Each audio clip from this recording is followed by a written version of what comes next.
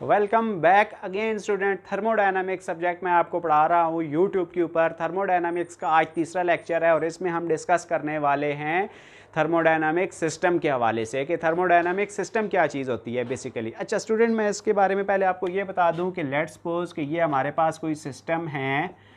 अच्छा, अब ये सिस्टम है तो ये उसकी बाउंड्री होगी और ये जो अब इसका ये इसकी सराउंडिंग है, ठीक है। अब थर्मोडायनामिक सिस्टम इसको हम किस वक्त कह सकते हैं? उस वक्त कह सकते हैं जब इसमें कोई थर्मोडायनामिक्स प्रोसेस वाक़या हो रहा हो। थर्मोडायनामिक्स प्रोसेस क्या होता है? या तो हम उसको हीट सप्लाई कर रहे हों, ठीक है, और हीट की वजह से कोई वर्क हो रहा हो उसके अंदर, या वर्क वो दे रहा हो आगे, या उससे हीट रिजेक्ट कर रहे हो तो उससे भी कोई वर्क हमें मिल रहा हो। अब जैसे मैंने देखा, ये देखें, अब ये मैंने अपने दोनों हाथों को रगड़ा, अब मैंने वर्क किया तो मुझे हीट मिल गई, तो ये भी एक थर्मोडायनामिक्स प्रोसेस है, ठीक है। मैंने क्या किया, वर्क किया, अपने दोनों हाथों को रगड़ा तो मुझे मेरे हाथ गर्म हो गए, मतलब मुझे हीट मिल गई, तो ये भी एक थर्मोडायनामिक्स प्रोसेस है। तो जहाँ कहीं थर्मोडायनामिक्स प्रोसेस वाक़या हो रहा हो तो वो एरिया क्या होता है? थर्मोडायनामिक सिस्टम कहलाता है। और उसके तीन हिस्से होते हैं, बाउंड्री, सिस्टम और सराउंडिंग। यहाँ तक आपको क्लियर हो गया? ओके, आई थिंक आपको क्लियर हो गया होगा। अब थर्मोडायनामिक सिस्टम बेसिकली तीन होते हैं। एक तो होता है ओपन सिस्टम, चलिए मैं इसको रफ कर देता हूँ यहाँ से। अच्छा, एक होता है जी हमारे पास ओपन सिस्टम, एक होता है हमारे पास क्लोज सिस्टम, एक होता है हमारे पास आइसोलेटेड सिस्टम।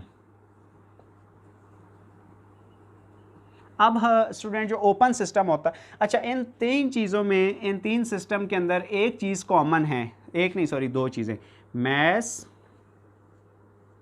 और एनर्जी, ठीक है। हम इन तीनों सिस्टम के अंदर दो ही चीज़ें पढ़ेंगे, मैस और एनर्जी, ठीक है। या तो मैस और एनर्जी दोनों ट्रांसफ़र हो रहे होंगे, या सिर्फ मैस ट्रांसफ़र हो रहा होगा, या सिर्फ एनर्जी ट्रांसफ़र हो रही होगी, या दोनों ट्रांसफ़र नहीं हो रहे होंगे। ये तीन चीज़ें हम लोग इनमें डिस्कस करेंगे।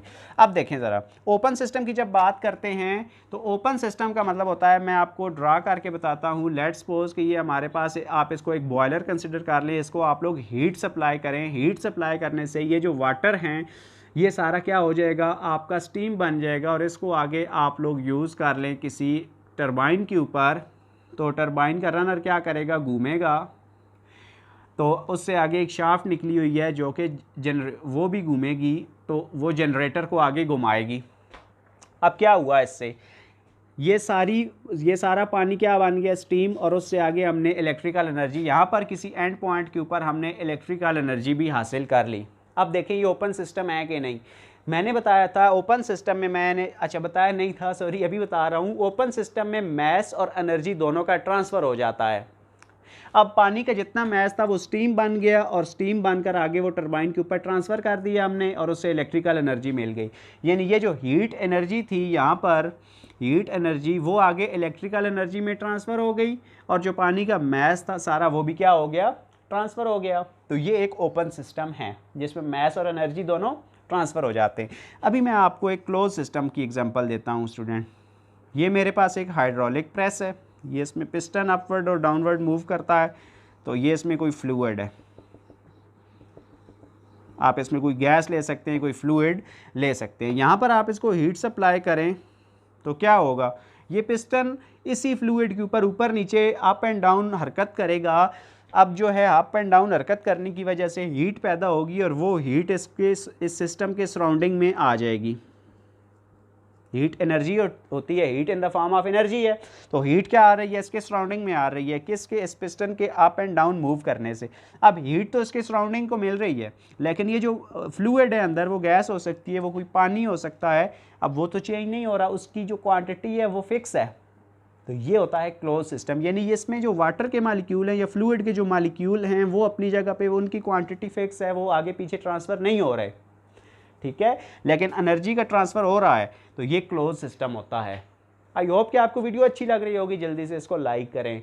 अच्छा नहीं भी करते तो आपकी मर्ज़ी है। उसके बाद एक आखिरी अच्छा इसमें क्या है, सिर्फ आपका हीट ट्रांसफ़र होता है, मैस ट्रांसफ़र, इसमें मैस का ट्रांसफ़र नहीं होता। अब आखिरी रह जाता है आइसोलेटेड सिस्टम।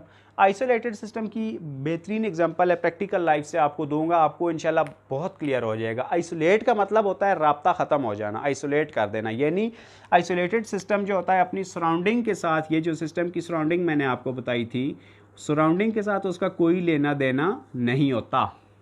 ना तो हीट रिजेक्ट हो रही होती है, ना मैस का ट्रांसफ़र हो रहा होता है। आइसोलेटेड सिस्टम में मैस और एनर्जी दोनों ट्रांसफ़र नहीं होते। एग्जांपल दें सर, हमें तो समझ ही नहीं आ रहा। थर्मस में चाय डाल के रख दें, 3 दिन पड़ी रहे, ठंडी नहीं होती, ना एनर्जी का भी ट्रांसफ़र नहीं हुआ। अब 3 दिन बाद अगर 3 दिन पहले आपने 2 कप डाले थे, तो 3 दिन बाद भी 2 ही कप उस थर्मस से निकलेंगे, एक नहीं होगा।